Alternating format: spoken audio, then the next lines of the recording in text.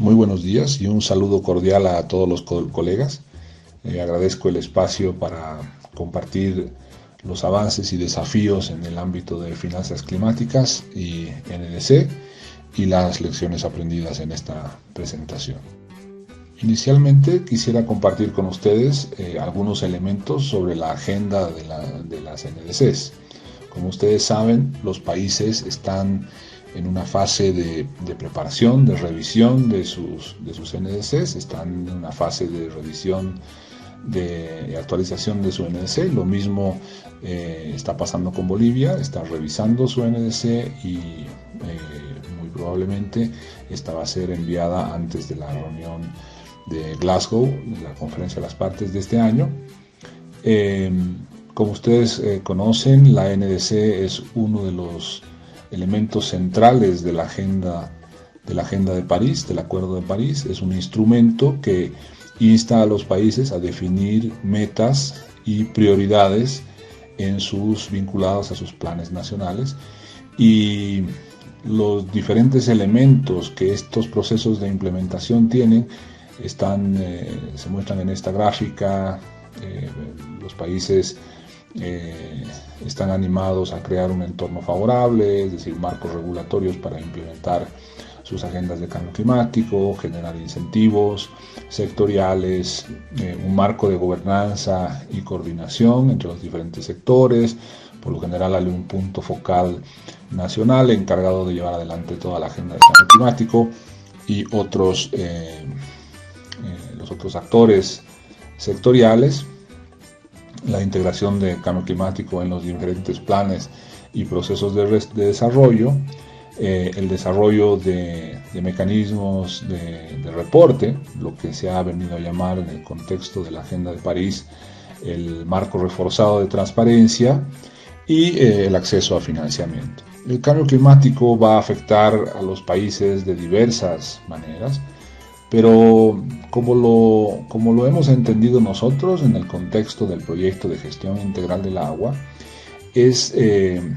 la siguiente manera. Lo que estamos viendo es que en la zona occidental del país, en la zona occidental de Bolivia, tenemos todavía niveles elevados de pobreza en la región andina. Estas regiones han estado sufriendo un continuo deterioro de sus condiciones ambientales, por ejemplo, que se refleja en la degradación de tierras, erosión de tierras, deterioro de la cobertura forestal, y al mismo tiempo los modelos de circulación general, los modelos climáticos, muestran que un aumento de la temperatura en estas regiones. Se sabe que las regiones de montaña van a tener un aumento de la temperatura más fuerte que en el resto del país. Con el tema de las precipitaciones no se tiene mucha claridad si las precipitaciones van a aumentar o no van a aumentar, pero el hecho de que aumenten las temperaturas ya genera un estrés adicional en los sistemas de montaña. Sabemos que hay por ejemplo, un retroceso y derretimiento de los glaciares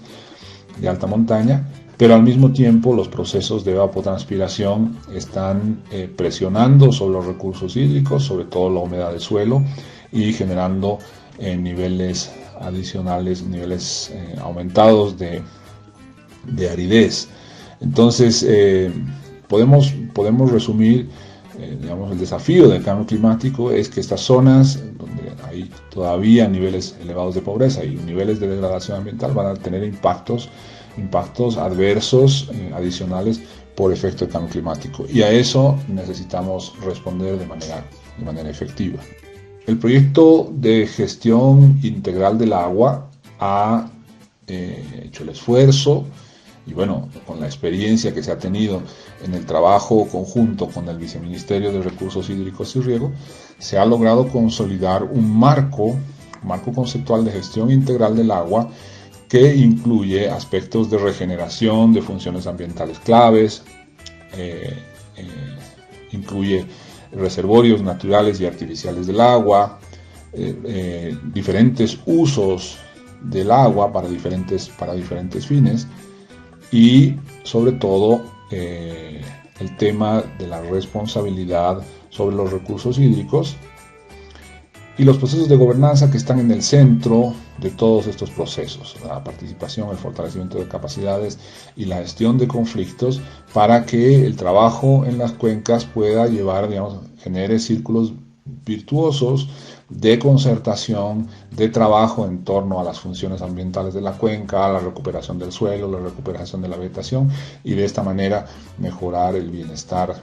de las familias, reduciendo la vulnerabilidad de los medios de vida, aumentando la resiliencia ecosocial y aumentando también los reservorios de carbono en el suelo y la vegetación y la fertilidad del suelo, que son objetivos o resultados, vamos a decirlo así, que están fuertemente vinculados con la agenda climática.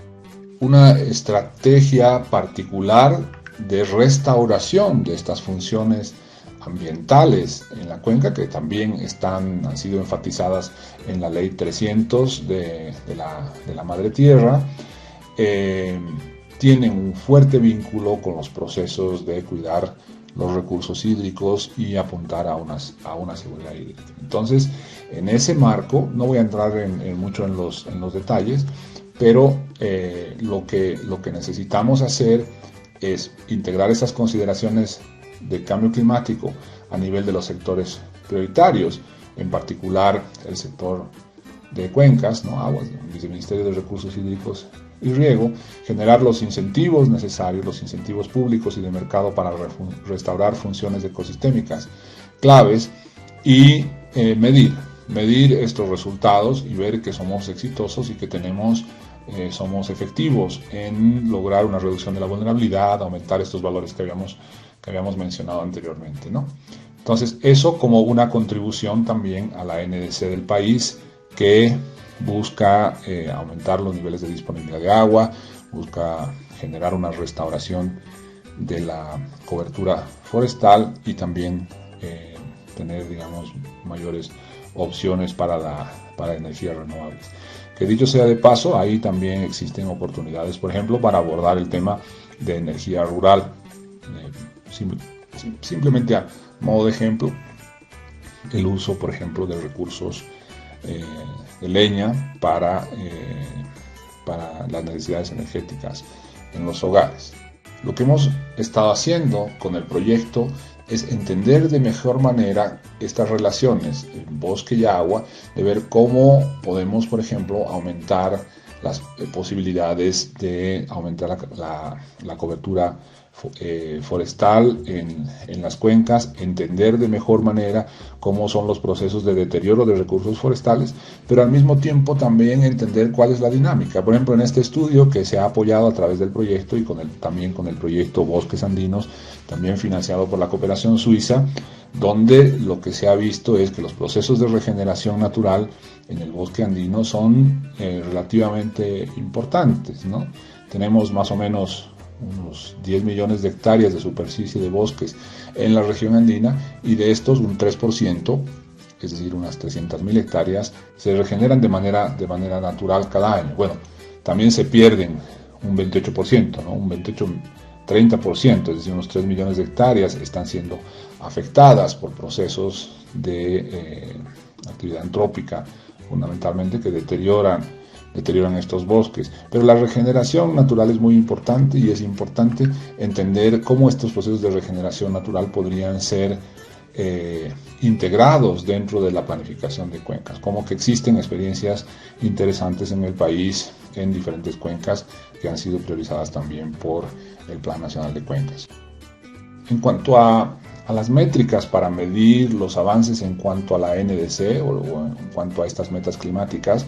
una estrategia que cada vez está siendo más y más reconocida o adoptada por los diferentes países es ver de manera sinérgica los procesos de cambio climático y de los objetivos de desarrollo sostenible. Por ejemplo, en esta publicación lo que se hace es revisar los ODS que tienen una fuerte sinergia con la agenda de cambio climático, que están en verde, y los que más bien tienen resultados contrastados están en color naranja, ¿no? En marrón. Por ejemplo, para lograr una alimentación suficiente de la población, probablemente se tiene que generar una presión adicional sobre el suelo, sobre el carbono en suelo, sobre el nitrógeno, y bueno, Entonces ese objetivo contrasta con los objetivos de cambio climático, mientras que otros objetivos como los objetivos vinculados con la gestión integral del agua o la conservación de ecosistemas claramente están en sinergia con las agendas climáticas, con la agenda climática. Por lo tanto, estos mismos objetivos pueden servir para medir avances en cuanto a la NDC. Y esa es la estrategia que hemos adoptado en el proyecto. Entonces, lo que estamos haciendo es avanzar en el entendimiento de estos diferentes indicadores, cuáles son los parámetros, qué información se necesita para medir esos parámetros y cuáles son las barreras que existen en el país para medir estos parámetros, cosa que podamos tener una batería de indicadores que nos puedan servir para dar cuenta de los avances de la NDC. En cuanto a financiamiento climático, bueno, hemos avanzado bastante, hemos avanzado mucho en generar una red que tenga la capacidad de aportar, de apoyar al gobierno en sus esfuerzos, ya sea para avanzar en procesos de acreditación frente al Fondo Verde, como también para el desarrollo de portafolios y capacidades para acceder a recursos del Fondo Verde a diferentes niveles. Yo diría, apoyando al Ministerio de Planificación del Desarrollo en sus esfuerzos para avanzar en la estructuración de facilitar los procedimientos para acceder a recursos del Fondo Verde, como en proyectos concretos vinculados a la gestión integral del agua, como una nota de concepto que ha sido elaborada para la cuenca alta del Río Grande, para la restauración de funciones ecosistémicas en la cuenca alta del Río Grande, conjuntamente con la CAF y el Ministerio de Medio Ambiente y Agua, ¿no? Pero también entendiendo muy bien el paisaje de actores que son determinantes para avanzar en el tema de las finanzas climáticas, ¿no? Lo que podemos observar es que Bolivia todavía necesita hacer esfuerzos para aclarar muchos de los elementos que se requieren para poder acceder a diferentes ventanillas, no solamente a la ventanilla del Fondo Verde, que creo que ahí se ha avanzado bastante, pero otras ventanillas y otras oportunidades que existen. Es importante un trabajo de incidencia con el gobierno para entender de mejor manera cuál es la posición y cómo se quiere acceder o no a estas diferentes ventanillas. También hemos avanzado en entender en el nivel de las operaciones, en el nivel del modelo de implementación, cuáles son las posibilidades que existen para financiamiento climático en las diferentes eslabones, digamos, de esta relación que hay entre la conservación o de funciones ecosistémicas o la restauración de funciones ecosistémicas, la gobernanza y la gestión del agua, donde se está poniendo infraestructura hídrica, ¿no?, que va a servir para actividades productivas, y las actividades productivas que son más de carácter privado, y cómo estas diferentes actividades tienen una relación con la inversión pública y la inversión privada y las posibilidades de acceso a financiamiento climático. Entonces, en este marco es que estamos trabajando para desarrollar conjuntamente con entidades especializadas en el área, como por ejemplo Profin o el Banco de Desarrollo Productivo, los productos financieros que puedan servir para integrar consideraciones de cambio climático a ese nivel, ya sea para el trabajo en cuencas con los actores, en cuenca minera, por ejemplo, o el trabajo con actores productivos. Ahí todavía estamos generando una serie de aprendizajes, una serie de lecciones aprendidas, tanto en el trabajo con los actores como en la dimensión más técnica, ¿no? Resumiendo los logros o los avances que hemos tenido en todo este tiempo, los desafíos que todavía tenemos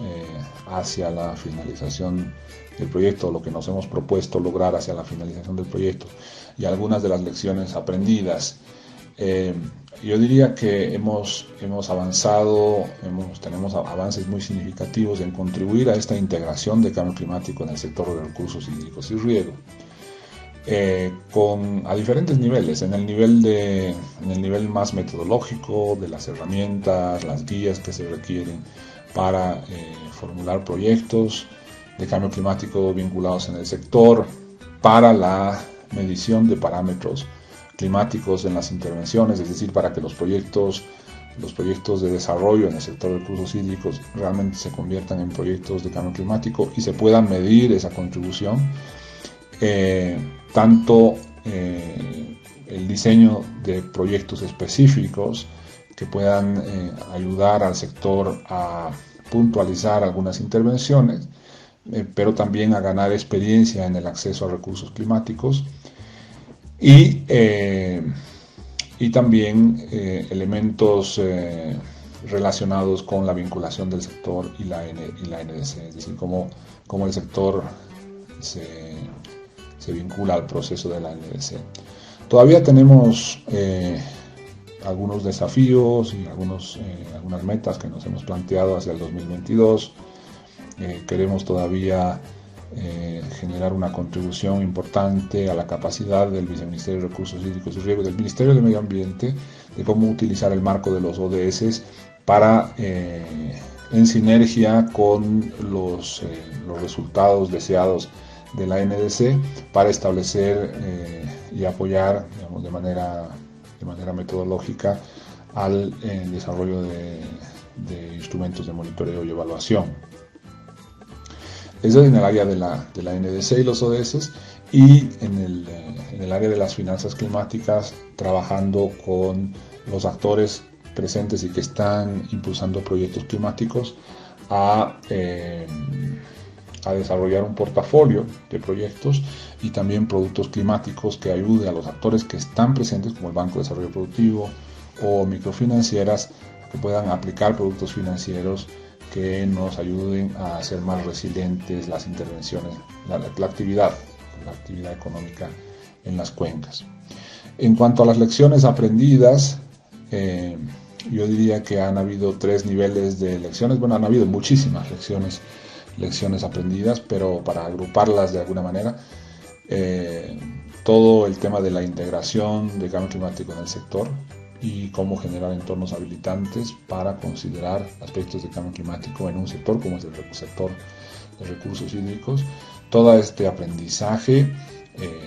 es relevante para Bolivia y le puede servir a Bolivia para hacer lo propio en otros sectores, ¿no? El afinado del marco conceptual de gestión integral del agua y resiliencia ecosocial es muy importante.